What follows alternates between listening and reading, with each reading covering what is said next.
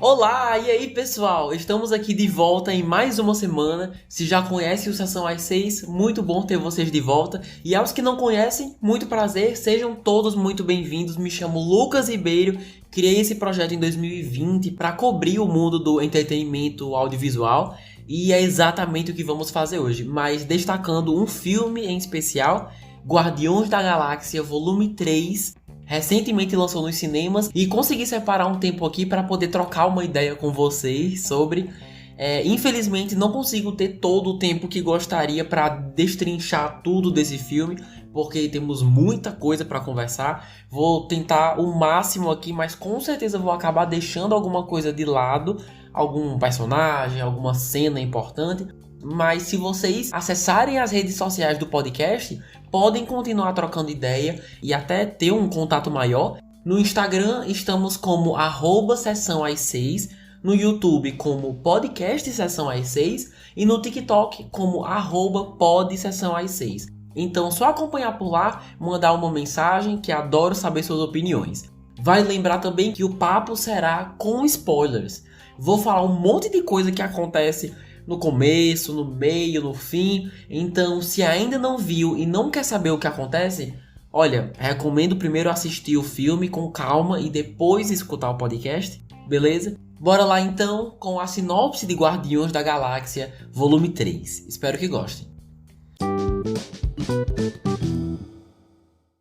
Peter Quill deve reunir sua equipe para defender o universo e proteger um dos seus. Se a missão não for totalmente bem sucedida, isso pode levar ao fim dos Guardiões. O diretor aqui e roteirista é James Gunn, que tem se tornado cada vez mais popular, não só sendo o maior responsável por toda essa equipe, desde o primeiro filme até o especial de Natal, mas também é um dos responsáveis aí para remodelar a DC nos próximos anos, sendo esse filme seu último projeto com a Marvel, pelo menos por hora. Também já fez o último Esquadrão Suicida, a série maravilhosa do Peacemaker. Enfim, o homem já fez bastante coisa aí. Pessoal, seguinte, a melhor forma que encontrei de me organizar aqui foi saindo um pouco da nossa ordem normal, que faço toda semana. Então, queria começar primeiro pelos pontos principais, aqueles momentos da história que preciso comentar logo antes de qualquer coisa. Então, bora lá. Primeiro de tudo, eu sabia que ia ser uma história mais dramática, os trailers já tinham essa vibe, então já estava esperando. Mas o que eu não estava esperando era como o filme é dark e às vezes até perturbador mesmo. No caso, nas sequências envolvendo os flashbacks do Rocket mais jovem. Pessoalmente, eu gostei dessa escolha, foi uma mudança de tom bem diferente do que estamos acostumados com os Guardiões e com a Marvel mesmo nos últimos anos, mas algumas cenas foram muito tensas, mano. Tipo aquela revelação de que o Rocket estava preso com criaturas meio animal, meio robô. Foi tipo uma mistura muito macabra daqueles animatrônicos de Five Nights at Freddy's. Não sei se vocês já jogaram. Com aqueles brinquedos deformados de Toy Story 1, sabe? Fiquei muito surpreso. Tem também uns momentos específicos, como a parte quando ele pula pra arranhar o rosto do Alto Evolucionário depois que todos os seus amigos morrem. Aquele jeito como foi filmado foi muito direção de filme de terror. A outra cena no final, quando arrancam o rosto dele, né, o rosto do vilão, por ser uma máscara, também me lembrou muito um filme de terror, por ser uma abordagem mais gráfica. E assim, James Gunn já se mostrou super disposto a contar histórias mais pesadas, então a minha surpresa não vem disso, mas sim ver isso ser aprovado e aplicado na Marvel, né? Aí já é diferente, justamente por ser incomum nessa franquia. Ainda é um filme Marvel, tem lá suas piadas e as grandes batalhas com efeitos especiais, mas escolher destacar uma história tão triste e pesada me surpreendeu bastante, gostei. Uma outra surpresa que vale ser comentada aqui foram as cenas de ação. Mano, tem bastante ação nesse filme e todas sequências muito bem coreografadas.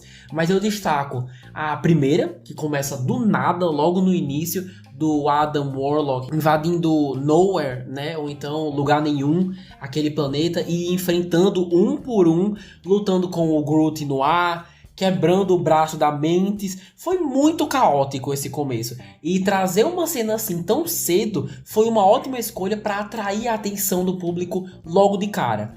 A cena no terceiro ato também, deles todos num corredor enorme, lutando ao mesmo tempo contra os Minions lá do Alto Evolucionário, em um take longo, né, com poucos cortes, ou nenhum corte, não sei, foi extremamente bem coreografado, com a câmera se movendo toda hora para a gente acompanhar cada um, né, tendo ali seu momento de brilhar. Assim, foi incrível.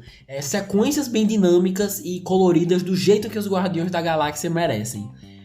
Agora, minha última surpresa, aproveitando aqui o momento, foi que simplesmente ninguém morreu. Assim, James Gunn tá há meses dando sinais bem explícitos de que por esse ser seu último filme dos Guardiões, que teremos consequências, que é o final de uma jornada dos personagens que nós conhecemos, que nem todos vão sair inteiros e não sei o que, e somando também com o Dave Bautista, que faz o Drax, saindo por aí falando que já deu de interpretar esse personagem e agora quer tentar ser um ator mais sério e blá blá blá, eu tinha certeza que no mínimo 2 pessoas do grupo iam morrer, sendo meus palpites o Drax, né, óbvio, e o Peter Quill.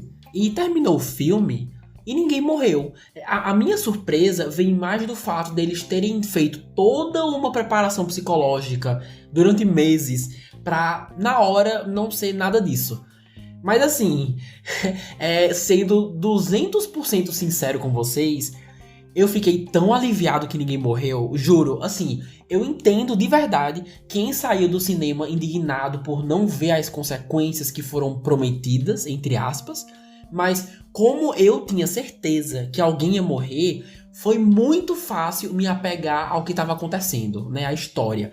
Tava tão imerso e investido que o meu apego aos personagens era constante, a todos os personagens. E só quando terminou que eu consegui relaxar, sabe? Os perrengues que todos eles passam é tanto que, pra mim, terem saído vivos foi uma recompensa por tanta tensão. Ou seja, como a jornada foi caótica, o destino serviu como uma recompensa pela jornada. Não sei se estou sabendo explicar direito, mas o que eu estou querendo dizer é que não me sinto enganado por ninguém ter morrido, certo? Porque ainda assim conseguiu ser um filme com muitas consequências, né? Eles deixam claro que ninguém ali é invencível. Temos também o quê? Um planeta cheio de famílias inocentes que explode, né? Aquele contra a Terra, né? Alguma coisa assim. Então, o roteiro encontrou outras maneiras de avançar a história e trazer consequências sem necessariamente precisarmos perder alguém da equipe, sabe? E funcionou. Do jeito que foi feito, funcionou pra mim. Agora, sobre as mensagens e comentários sociais. O roteiro consegue trazer tópicos que sejam frescos, que não foram feitos ainda no gênero herói, pelo menos não na Marvel, e ainda associar a personagens, a falhas de caráter, a defeitos pessoais, então não parece forçado. Como, por exemplo, a questão dos maus tratos de animais, né? A crueldade contra os animais, que mesmo por si só, já sendo super interessante e diferente, ainda assim isso dá espaço para outros comentários, como o fato de muitas pessoas terem a tendência de quererem forçar a mudança que querem ver no outro, ao invés de abraçarem a realidade como ela é, e tentar fazer o melhor que puder com isso. Inclusive, é uma ótima mensagem que todos nós podemos levar para a vida, de tão profunda e importante que ela é. Vemos isso no Alto Evolucionário e na sua relação com o Rocket, que é uma relação mais óbvia, né, de perceber isso, mas também na relação entre o Peter e a Gamora, em que ele também tentou forçar o ideal da Gamora perfeita em cima de uma versão do passado que nem sabe seu nome. E no final, ele precisou abrir mão disso para conseguir seguir em frente, né? Tanto que sua jornada no filme termina saindo da equipe e voltando para a Terra, focado mais em si mesmo e na família que não vê desde que era criança, no avô, enfim. A questão é que essa ideia de amar e aceitar as pessoas como são e não como você gostaria que elas fossem, realmente é aplicado em múltiplas camadas, com diferentes situações e personagens, quando a gente para pensar.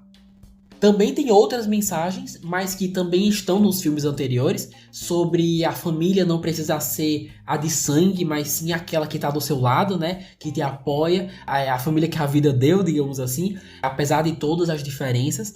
E nesse filme vemos isso de sobra. Eu acho que é uma marca registrada dos Guardiões e que eu acho muito bonito.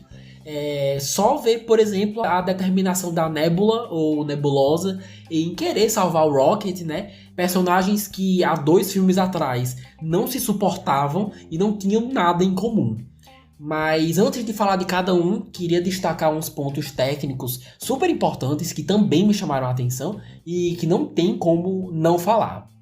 Claro que a direção de James Gunn e o jeito como escreveu o roteiro são realizações maravilhosas, né? Como conduz a câmera nas cenas de ação e como essa condução muda de acordo com cada personagem é muito legal. Tipo as cenas do Adam Warlock voando serem diferentes das cenas da Mantis em ação. E essa individualidade é resultado de um diretor muito preparado, então não tenho como negar isso, é um ponto positivo. Porém, os destaques mesmo vão para a fotografia, trilha sonora e os efeitos especiais. A maior parte do filme é colorido, tem cor. Mas as sequências naquele planeta orgânico, que eu não vou lembrar o nome agora, a paleta de cores era de se encher os olhos. A arquitetura branca e laranja, contrastando com os seus macacões vermelhos, foi uma ideia muito legal. Gostei tanto que se o filme fosse só naquele planeta, pra mim não teria problema algum. E nota 10 também para a trilha sonora, né, pessoal? Uma marca registrada dos Guardiões é a maneira como suas aventuras sempre são cheias de músicas excelentes, e aqui não é diferente. O mesmo efeito que teve em mim quando ouvi a trilha sonora de Peacemaker foi igual aqui. Ou seja, músicas que, se não fossem escolhidas pelo James Gunn, eu provavelmente nem iria conhecer ou dar uma chance, por estarem muito fora do que eu escuto normalmente. Mas é um ritmo tão bom que de fato te dá vontade de baixar as músicas e conhecer um pouco mais das bandas, né? Enfim, então é um repertório nota 10. E o que mais? Em um mundo onde vários filmes e séries têm os efeitos especiais feitos nas pressas, muitas vezes da própria Marvel, né, cá entre nós, com mudanças de última hora e pressionando os funcionários ao extremo, é muito satisfatório ver um filmão desses que necessita de efeitos práticos e digitais super complexos e ter tudo isso na prática com uma qualidade que dá gosto. Ainda quero ver uma segunda vez, mas pelo que notei, não teve uma cena que pensei, caramba, Marvel, o que é isso aí no filme, mano? Nossa, que tosco. Não teve. Então, crédito aí para todos esses departamentos que mencionei, porque realmente merece. Beleza, agora os personagens. Vou cobrir o máximo que conseguir, tá? Começando pela dupla. Peter Quill é o Senhor das Estrelas e Gamora, que são interpretados respectivamente pelos atores Chris Pratt e Zoe Saldana.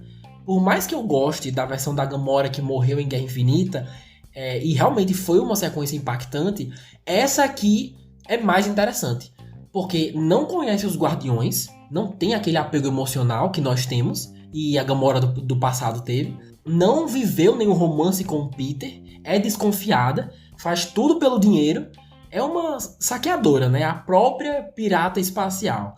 E gostei desse lado mais durona e violenta, que claramente não abriu mão 100% dos seus hábitos e costumes, sendo filha de Thanos, né? Achei interessante que no final não terminaram juntos, reforçando a ideia de que ela não é quem ele se lembra, porém ela vê o que a Gamora que morreu em Guerra Infinita viu nele, né? Toda a bondade, o espírito de liderança, o charme, né? Por que não? e cada um tomou seu rumo. Ela continuou com os saqueadores, vivíssima, até tá na tripulação do Sylvester Stallone, deixando bem aberto o seu retorno. Mas como Zoe Saldana é outra que tá saindo por aí falando pra lá e pra cá que a jornada da Gamora acabou e já deu o que tinha que dar, isso dá a entender que não haveremos mais no papel, o que é uma pena, é uma adição essencial nessa franquia, e ainda acho que essa personagem tem mais a ser explorada, principalmente explorar as diferenças entre ela e a Gamora que nós conhecíamos antes, né? Mas enfim, sobre o Peter Quill, é um ótimo líder. Chris Pratt tem muito carisma e ele tá saindo de uma onda muito boa de sucesso. Acabou de sair, na verdade não, ainda tá em cartaz Mario, né? Que é dublado por ele, a dublagem original do Mario é do Chris Pratt. E o filme simplesmente atingiu mais de $1 bilhão esse ano. Eu acho que é o primeiro filme que conseguiu fazer isso, posso estar enganado.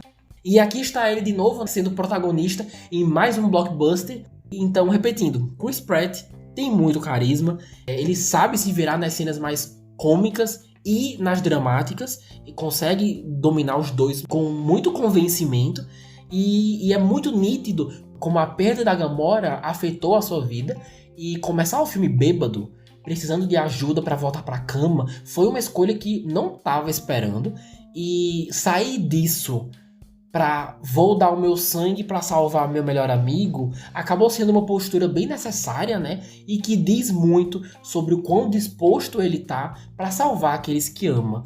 Como falei antes, no final acaba decidindo tirar um tempo para si e voltar para a Terra e reencontrar o avô, sendo mais um aí com chances de retornar no futuro.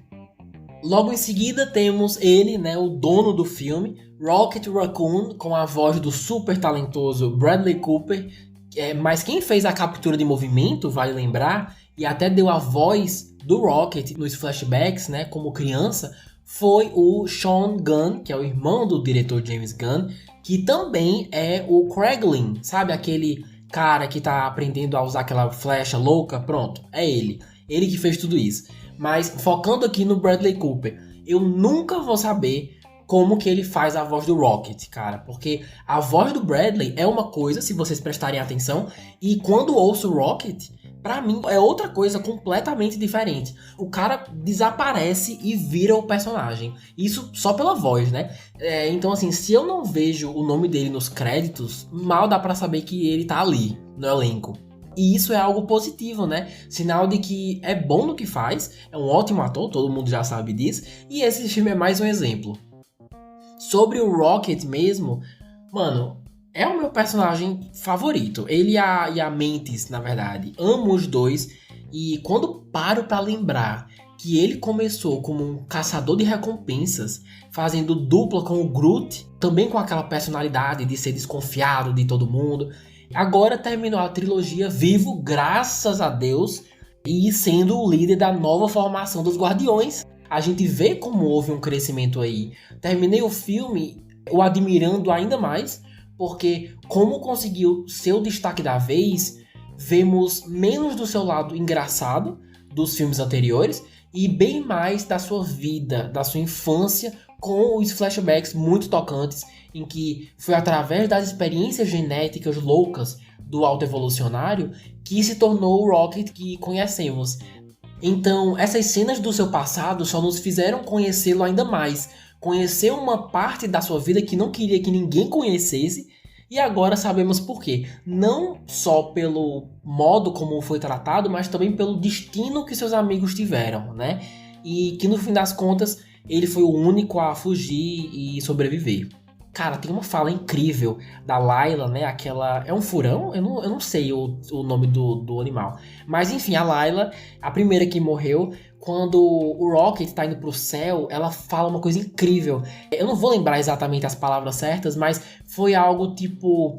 Existem mãos que nos criaram, mas existem também as mãos que nos guiam. Alguma coisa assim. Nossa, James Gunn tá de parabéns, viu? Tem umas falas nesse filme que dava vontade de pausar e voltar para escutar de novo e ficar refletindo nos significados. Nossa, muito bom. Agora, continuando com o trio, bora lá. Mantis, Nebula ou Nebulosa e Drax, interpretados respectivamente pelos incríveis Pom Klementieff, Karen Gillan e Dave Bautista. Olha, pra mim, de todos os personagens, são eles três que mais deixam de ser estereótipos e se tornam personagens mais naturais e realísticos.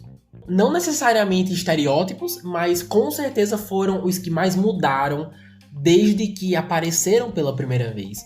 Nebula queria a atenção do pai abusivo acima de tudo, cheia de ódio no coração. E aqui é membro da equipe, uma potência super útil nas batalhas e ainda conseguiu surpreender com uns aprimoramentos incríveis, como um braço biônico que faz 1000 coisas, vira uma espada, um canhão. Acho que nunca tinha feito isso antes e com certeza o Rocket deve ter contribuído com isso. Sem contar que ela voou na luta contra o Adam. Do nada aparece usando umas asas loucas. Essa ideia de tirar vantagem do fato dela ser praticamente uma androide foi genial. Uma forma bem interessante de ressignificar um lembrete diário, que é o seu corpo, né? Que sua vida não foi fácil. Porque assim, mesmo achando ela interessante, nunca sentia muita afinidade com ela. Sempre mais com os outros. Mas quando viu quanto ela contribuiu com a história, quanto destaque ela ganhou no filme, com certeza foi um dos pontos altos aqui junto com o Rocket. Achei interessantíssimo que quando o Peter decide beber e não se importar com nada, é ela que toma a liderança, não só da equipe, mas do planeta mesmo. Que aparentemente eles compraram do colecionador, né? Mas eu fiquei na dúvida, o Thanos não matou o colecionador, gente? Não entendi nada, mas beleza. E essa postura de tomar a frente e orientar as pessoas, nossa, mano, adorei que isso veio dela, né? Um baita desenvolvimento de personagem. E terminei o filme realmente me importando bem mais com ela do que jamais me importei.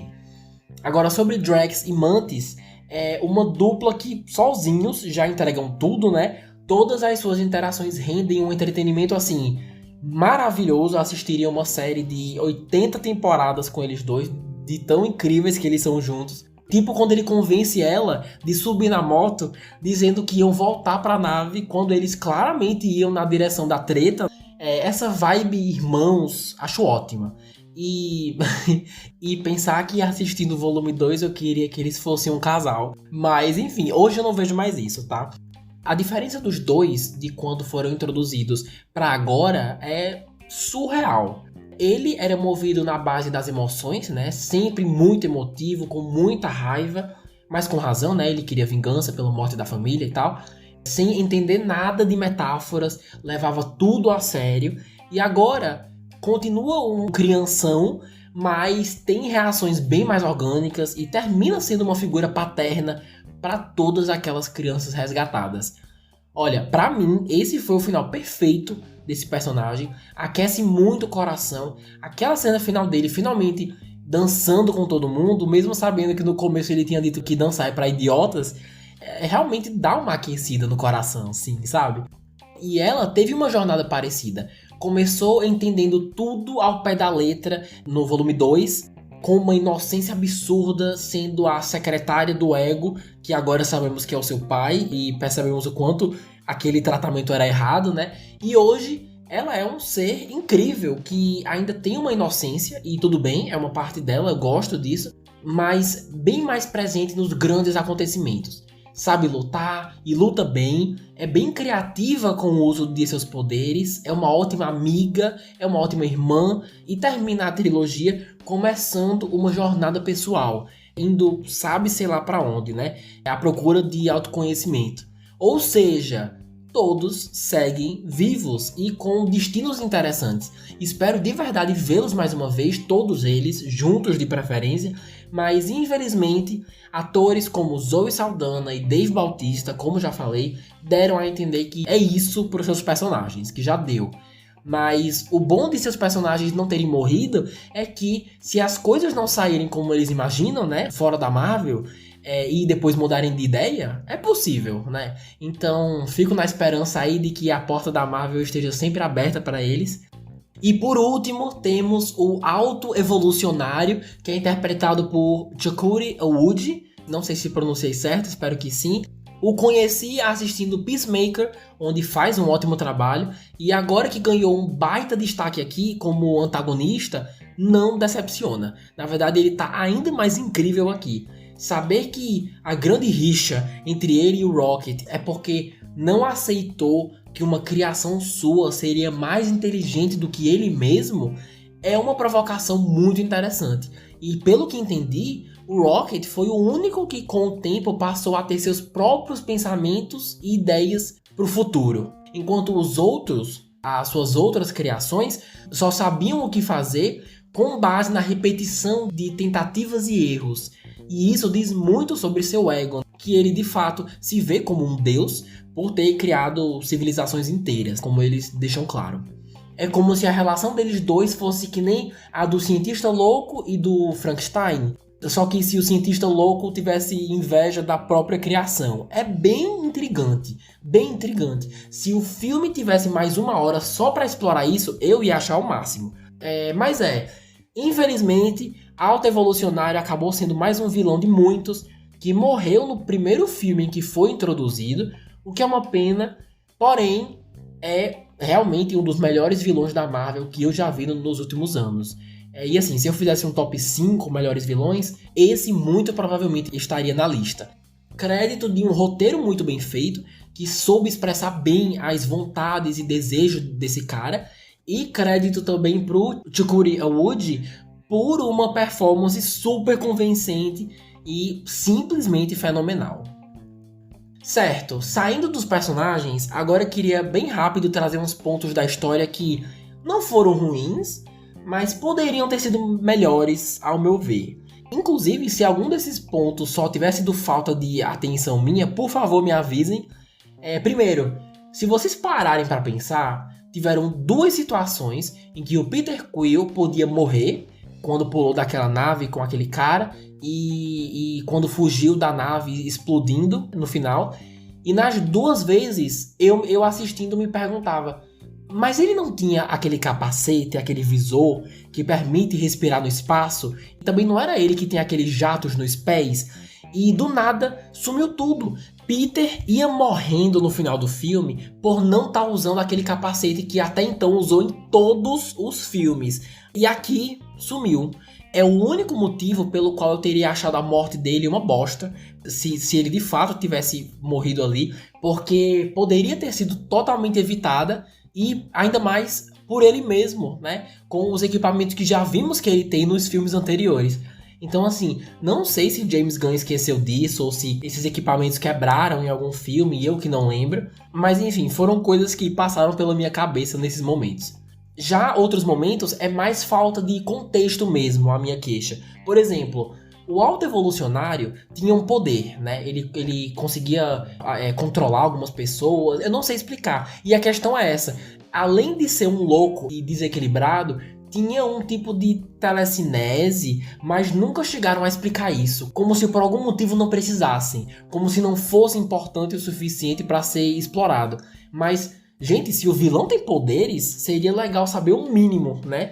E termina a história, ele morre, e eu ainda não entendi direito o que esse homem faz. E por falar em telepatia, mesmo a própria Cosmo explicando que era uma cachorra da Alemanha e tentaram mandar ela pro espaço e blá blá blá, eu ainda não sinto que entendi o que raios uma cachorra falante com telecinese tá fazendo aqui.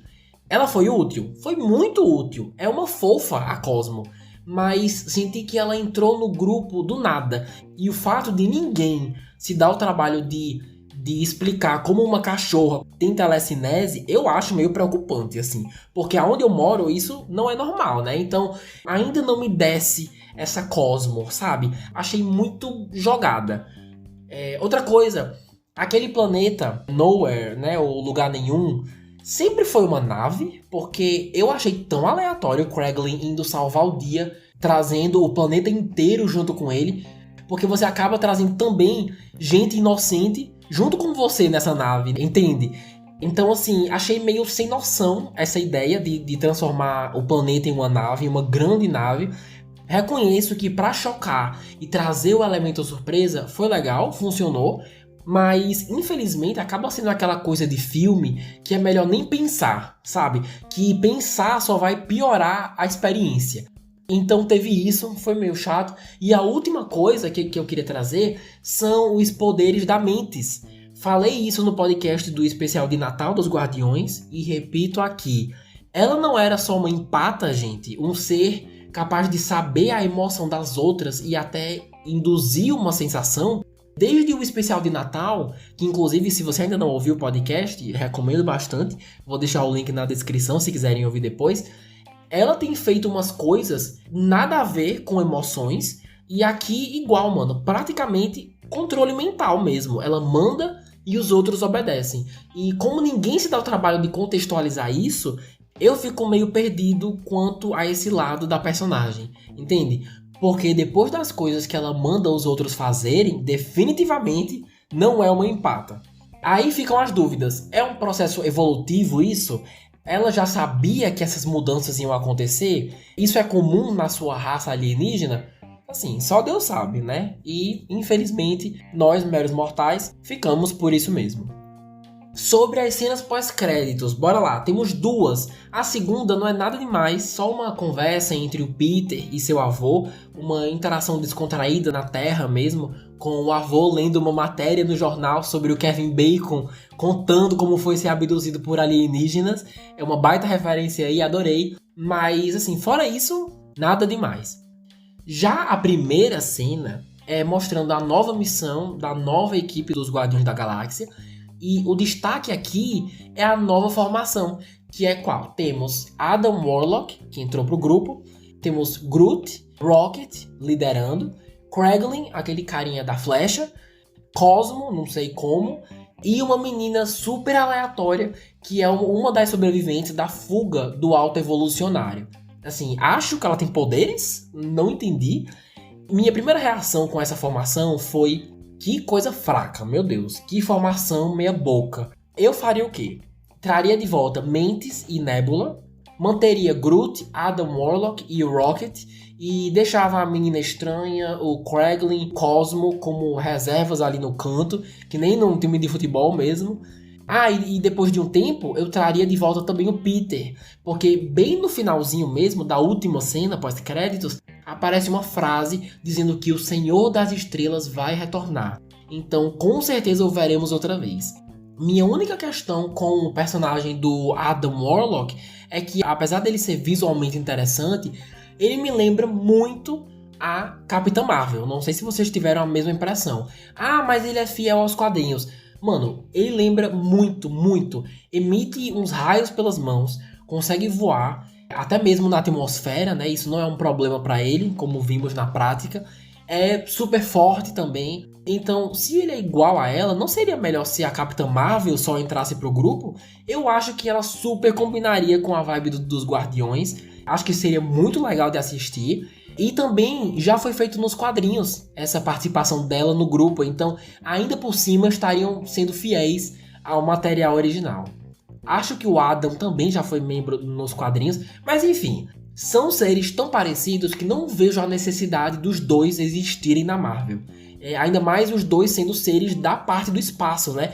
Se fosse um no estilo espionagem ou estilo magia da Marvel e o outro no espaço, aí beleza. Mas os dois seres são da parte do espaço, com missões intergalácticas, enfim. Então, espero muito que essa formação mude e mude para melhor, né, no futuro, se Deus quiser. Agora vamos falar dos números. Depois de dar uma olhada nos sites Wikipedia e Box Office Mojo, tenho aqui a informação de que o terceiro Guardiões da Galáxia custou mais de 250 milhões de dólares para ser feito. Até para os padrões de Hollywood isso é considerado caro. E até o momento arrecadou mais de 384 milhões de dólares. Lembrando que só faz umas 2 semanas que entrou em cartaz, ainda tem muito chão pela frente, pelo menos até lançar a Pequena Sereia e Homem-Aranha através do Aranhaverso. Mas queria aproveitar esse momento para dizer que eu soube que algumas pessoas que foram assistir o filme não encararam o tema violência contra animais tão tranquilo assim, pelo menos não do jeito como foi abordado. Vi na internet que teve gente que saiu no meio do filme, ou então até terminou de ver, mas não consegue ver mais de uma vez. E já que o filme custou tão caro, será que não deveria ter tentado apelar mais para o maior número de pessoas? Assim, eu amei a experiência. Para mim, todos os temas foram bem abordados, bem feitos, mas eu sou só uma pessoa, né? A fórmula do sucesso da Marvel é contar histórias que possam ser assistidas por várias pessoas várias vezes, ou seja, ser reassistido várias vezes. Mas se uma parte desse público teve gatilhos envolvendo o tema crueldade animal, será que é uma história feita para ser reassistida por todos? Nem quero aprofundar muito isso, até já dei meu ponto de vista, mas repetindo, sou só uma pessoa e para a bilheteria ser um sucesso, e eu espero muito que seja, precisamos de milhões. Vocês, por acaso, conhecem alguém que não gostou dos temas que o filme trouxe? Isso estragou o filme para essa pessoa ou não? Me conta no Instagram, @sessão6, que eu adoraria saber os pontos de vista de vocês sobre isso. Bom, no geral, apesar de continuar bastante engraçado e descontraído, de longe, Guardiões da Galáxia Volume 3 é o filme mais tenso e pesado da trilogia, e eu diria até da Marvel como um todo mesmo. Como falei, tem seus momentos descontraídos, o humor do James Gunn tá bem dosado aqui, não é excessivo, o que é ótimo, mas sem dúvidas, o que mais marca nessa nova aventura é o drama. Drama do passado dos personagens, da sensação constante de perigo, de saber que essa é a última vez que essa equipe maravilhosa vai estar junta. E claro, drama por parte do vilão também, né? Com ideologias bem assustadoras e sendo colocadas em prática. Se ainda não assistiu e vai dar uma chance, tenha certeza de que os temas que discutimos hoje não são um problema para você ouvinte, tá bom? E se forem levar crianças pequenas, digo a mesma coisa, mas pelos tons de terror nos flashbacks mesmo, né? Garantam que seus filhos, seus sobrinhos vão ficar tranquilos com tudo que é mostrado aqui, porque dependendo da idade, né? Não sei. Vi uns comentários dizendo que esse é o melhor filme pós-Vingadores Ultimato, e eu concordo parcialmente. Pra mim, esse filme e o Homem-Aranha Sem Volta Pra Casa dividem essa posição com sucesso. Ambos são excelentes. No fim das contas, amei Volume 3. Espero conseguir assistir mais uma vez nos cinemas. É um ótimo exemplo de que ser um pouco ousado pode ser justamente o que falta para transformar um filme bom da Marvel, ou um filme ok, em um filme excepcional. E aqui ousam na medida certa. Me agradou bastante. Façam uma oração aí pra Marvel continuar indo nessa direção e não na de Quantumania, porque naquele lá, só ladeira abaixo. Nesse aqui, eu me emocionei, chorei, fiquei investido do início ao fim e fico triste que James Gunn não esteja mais tomando conta dos Guardiões, porque achar alguém que continue da onde ele parou e ainda que entenda a vibe dele e continue nessa coerência, não é para todo mundo, definitivamente. E assim, meus queridos amigos, vamos chegando ao final de mais um podcast. Dessa vez um bem longo, pelo menos eu senti, né? Porque falei pra caramba. Não sei se vocês sabem, mas compartilhar, indicar o Sessão A6 pros amigos, conferir os outros episódios já postados são alguns jeitos bem legais aí pra eu ver que vocês curtem esse formato mais longo, em que eu descrevo cada detalhe e tudo mais. Então, agradeceria bastante se pudessem compartilhar com seus amigos Marvetes que também choraram vendo Guardiões da Galáxia. Também estamos nas redes sociais, como falei no início, Instagram, @sessão6, YouTube, como podcast Sessão A6 e TikTok, como @podsessão6. Por lá fica mais fácil saber o feedback de vocês, então corram lá que serão bem-vindos. Aos que escutaram até aqui, muito obrigado, vou me despedindo de vocês, um beijo enorme e até a semana que vem. Tchau!